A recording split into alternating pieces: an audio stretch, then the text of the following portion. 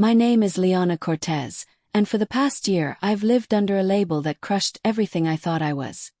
Delusional. Dear viewers, welcome to our channel. Subscribe to receive more stories every day. Started with whispers. Then eye rolls. Then silence. People I had laughed with at book clubs and birthday parties suddenly acted like I was a ghost. Even my own sister Carla, my best friend since birth, stopped picking up my calls. I was the ex-wife who couldn't let go. But let me start from the beginning. Before the courtroom, before the betrayal, before his mother took the stand. Before everything shattered. Back then I thought I had it all. A loving husband. Clever, curious little boy named Lucas. A modest but beautiful home near the foothills of Santa Elena. I ran a small interior design studio out of our converted garage. Not big money, but enough to contribute and keep my creative soul alive. Daniel, my husband of 8 years, was always admired. Stable. Charismatic. He had that kind of calm energy people mistake for integrity. He was a middle school principal. Parents adored him. Students respected him. But behind closed doors it was different. Not at first. At first he was everything I thought I wanted. Gentle, reassuring, grounded. But over time, the compliments turned into backhanded remarks. That color scheme's a bit chaotic, don't you think? You really need to lay off the coffee. Your anxiety is starting to show in front of Lucas. You overthink everything, Liana. No wonder you're always tired. First I laughed it off. I chalked it up to stress, work, bills. But over time I began to feel like I was shrinking. My ideas didn't matter. My instincts were questioned. And when I did stand up for myself, Daniel would flash that calm, saintly smile and whisper, "See, this is what I mean. You're spiraling again." The worst part. I started to believe him. It was around then that he suggested I speak to someone, just to help with the pressure, he said. He even offered to find the therapist. She works with educators' families, he added. Discreet and helpful. I remember sitting in her office. Dr. Calhoun was her name. Blonde bob, firm voice, eyes like stone. The first few sessions she mostly asked questions. But by the third week, she was suggesting I consider medication. I was hesitant. She said my reactions were outside the expected range for normal emotional stress. Daniel had already filled the prescription before I got home. Clonazepam. I didn't take it right away. But eventually, I did. I was exhausted. My heart always raced. I was barely sleeping. Numbed me. Not in a dangerous way at first. Just in a detached way. Like someone had pressed a mute button inside my chest. That was when the changes began. Daniel was suddenly gentle again. Thoughtful. He would bring me tea. Me nap. Handle Lucas's bedtime. I thought we were healing. But it wasn't healing. It was grooming. One Thursday afternoon I picked up Lucas from school. He looked scared. Not sad. Not tired. Scared. I asked what was wrong, but he just shook his head. I stopped the car halfway home. Sweetheart, you can tell me anything. He hesitated, then whispered. Daddy said not to tell. That you get confused sometimes. That it makes you sick. I remember gripping the steering wheel so tight my fingers went numb. That night I confronted Daniel. His response. He sighed and gave me a look I now recognize as strategy. This is exactly why I'm worried, he said. You don't remember our conversation, do you? About boundaries. About how we agreed I'd do the pickups this week. I hadn't agreed to anything. But the way he looked at me, like I was losing it, made me question myself. The next morning he filed for divorce. His grounds. Mental instability. And within 4 days, he had an emergency custody order and a temporary restraining order against me. He told the court that I had erratic episodes, that I had scared Lucas, that he had tried to help, but that I had refused treatment.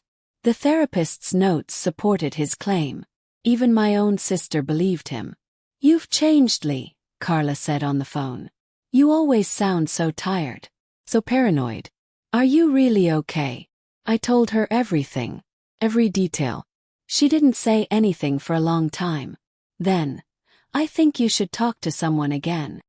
That was when I knew I was completely alone. Daniel took the house. Claimed he needed it for stability for Lucas. My lawyer, one I could barely afford, tried to fight it. But Daniel's team was sharp, polished, well-prepared. The judge was cold. Brief. Until the mother can demonstrate a capacity for consistent self-regulation, I see no grounds to alter the current arrangement. Consistent self-regulation. Like I was a malfunctioning robot. I moved in with an old college friend, Jenna, who was kind enough to clear out her home office so I'd have somewhere to sleep. I started working remotely, quietly. No social media. No calls to Lucas. Daniel had blocked my number and changed all the contact protocols. That's when I got the envelope. It was plain. No return address. Just my name written in pen. Inside, a single printed email thread between Daniel and Dr. Calhoun. I read it 4 times. Then I threw up. It was dated a month before my first therapy appointment. The tone was casual, familiar. The subject line, "We start next week." And in the body of the email, "She's already fraying a bit. Make notes that hint at long-term anxiety. Once we get the prescription in, I'll take it from there." I brought it to my lawyer. She stared at it. "If it's legit, this is criminal," she said. "But proving authenticity won't be easy. Do you have the original email?" "No, just the printout." But now I knew. I wasn't delusional. I started digging. I tracked down old text messages. I requested pharmacy records. Nothing concrete. Then I remembered something strange from a month before the divorce. Daniel had asked me to help clean out his dad's old office after his passing. His father, Michael, had been a retired contractor. His home office had filing cabinets full of invoices, floor plans, and old diaries. We boxed up most of it for donation, but Daniel insisted on keeping one drawer sealed and storing it in his garage. He said it had personal family stuff.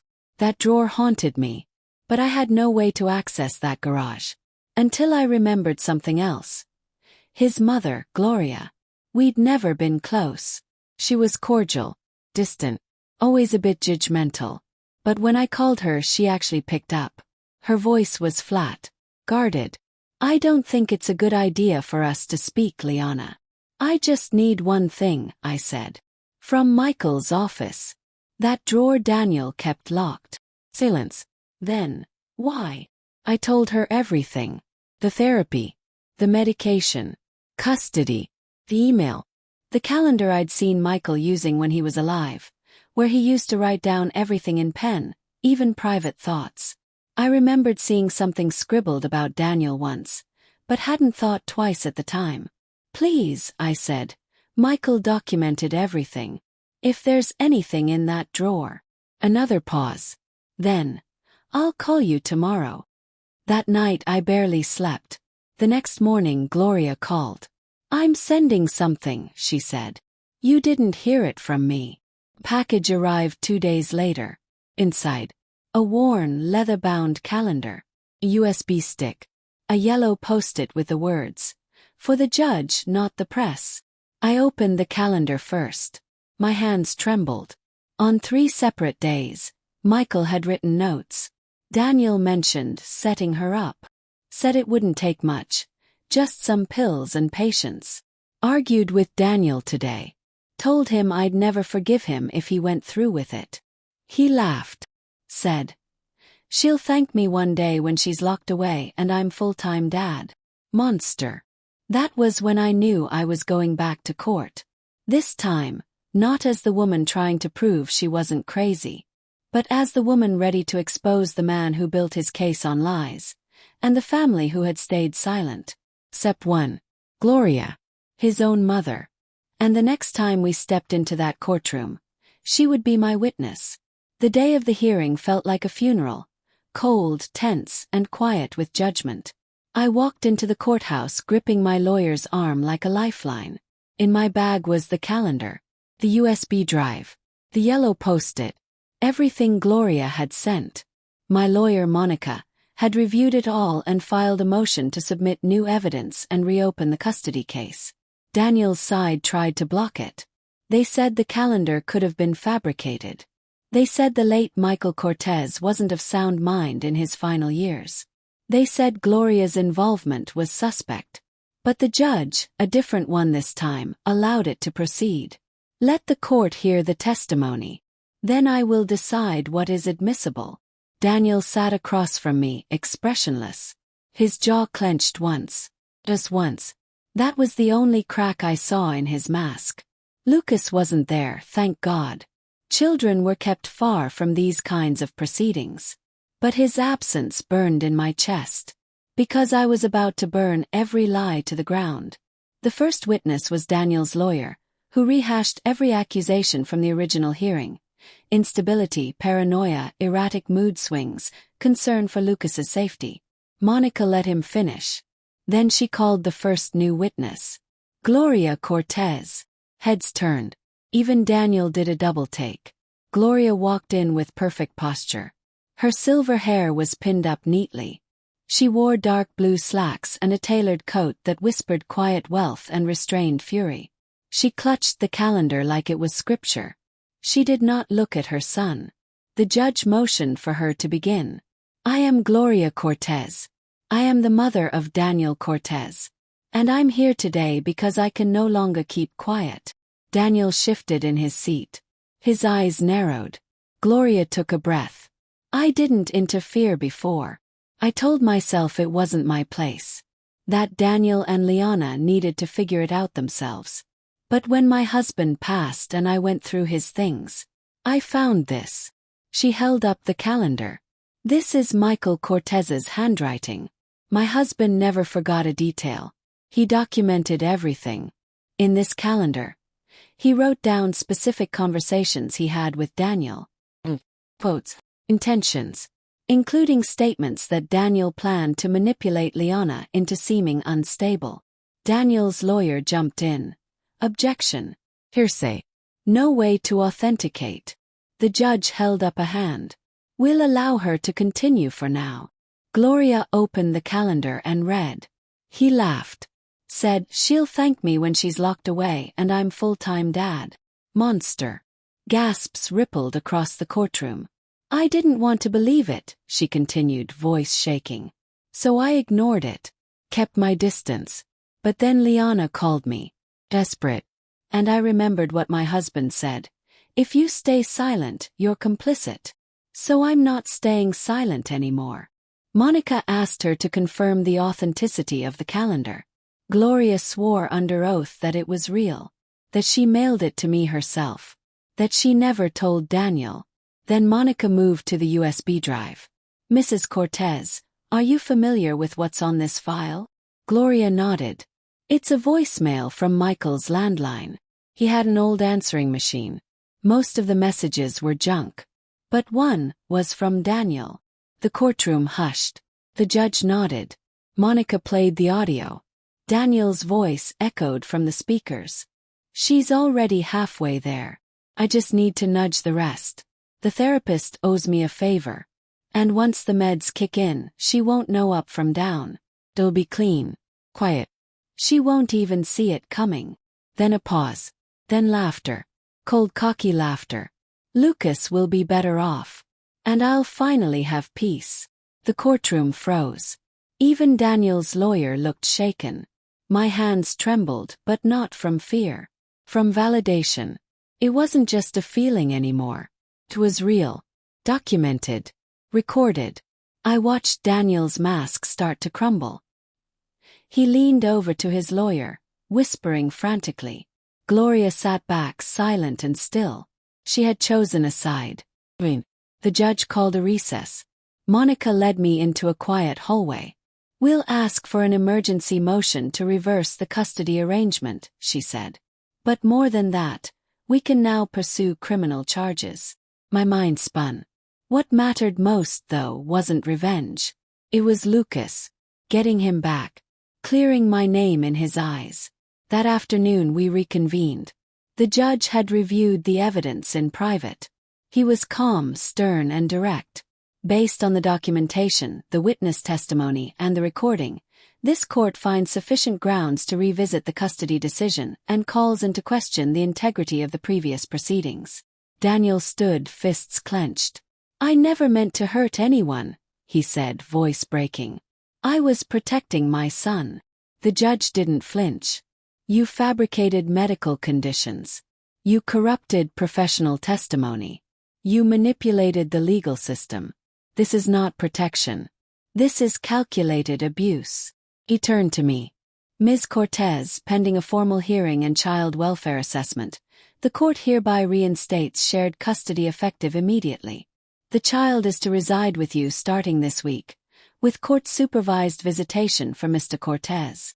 I sat down, stunned. Gloria touched my hand. "I failed you," she whispered. "But I won't fail him too." It was over. Or so I thought. Because as we left the courtroom, Daniel's lawyer ran after us. "You'll want to see this," she said, breathless. I didn't know. She handed Monica a sealed manila envelope. Inside, a second envelope. With a logo I recognized. The therapist's office. Monica opened it and read aloud. "To whom it may concern. As of the date of this letter, I am terminating my license to practice therapy. I deeply regret my role in the case of Liana Cortez, in which I failed the ethics of my profession. I was pressured into manipulating documentation by Mr. Daniel Cortez, who misrepresented our sessions and influenced the prescription decision. This decision haunts me. I understand if criminal or civil action is pursued." Dr. Rachel Calhoun. My stomach turned. The therapist. Even she had confessed. Monica looked at me. This just sealed the whole thing. That night, I drove to Gloria's house to pick up Lucas. Had been almost 8 months. I expected him to run or hide. But instead he came to the door, and hugged me. Tightly. "I knew you weren't crazy," he whispered. Broke down. Right there. On Gloria's porch. Under the stars. The woman who once judged me stood in the doorway, crying softly, whispering the words I thought I'd never hear. "I'm sorry." But Daniel wasn't done yet. And neither was the fight.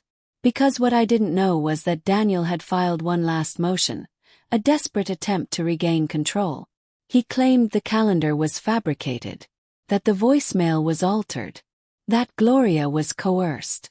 The court scheduled one final hearing to review all the evidence in full. The outcome would determine not only custody, but whether Daniel would face criminal charges, or walk away with his image intact. The stakes had never been higher. And I was prepared to risk everything, to make sure truth was the only thing left standing. The final hearing was set for a Wednesday. 3 weeks later. Those 3 weeks felt like a slow-motion countdown to either freedom or disaster. I couldn't eat. I couldn't sleep. But I could prepare. My lawyer, Monica, had built a case that was airtight. Gloria was ready to testify again, this time knowing the risk. Public scrutiny, possible retaliation, family shame. The therapist's written confession had been submitted for verification. And the calendar.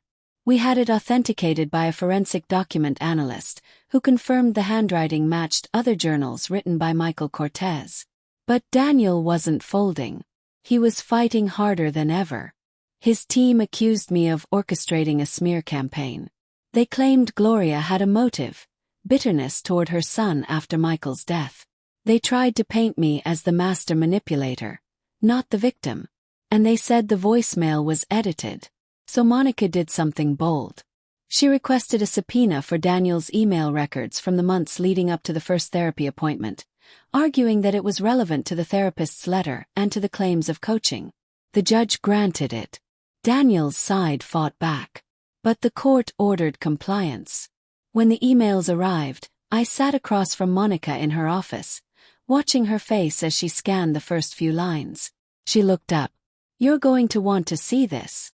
In one email, dated a full 6 weeks before my first session with Dr. Calhoun, Daniel wrote the following to an unknown contact using a burner address. "The therapist's on board. She understands her role. If we follow through, I want custody and full legal rights. Make sure she notes episodes, subtle ones. Don't go overboard. Another email had a scanned invoice from a private investigator. Track her movements. I want records if she speaks to anyone or tries to meet with another lawyer. I need leverage.